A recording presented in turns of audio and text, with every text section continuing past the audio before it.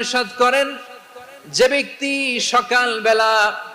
3 বার তেলাওয়াত করবে আউযু বিল্লাহিস সামিউল আলিম মিনাশ শাইতানির রাজিম, এরপরে সূরা হাশরের শেষ 3টি আয়াত তেলাওয়াত করবে, রব্বুল আলামিন ওই ব্যক্তির জন্য 70,000 ফেরেশতা নিয়োগ দিবেন যারা সারা দিন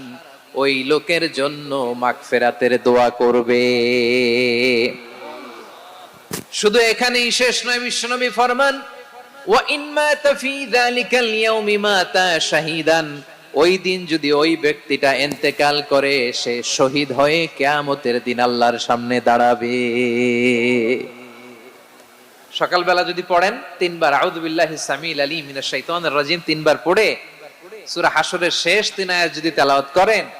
তাহলে আপনার জন্য আল্লাহ তাআলা 70,000 ফেরেশতা নিয়োগ করবে। সারা দিন তারা আপনার জন্য মাগফিরাত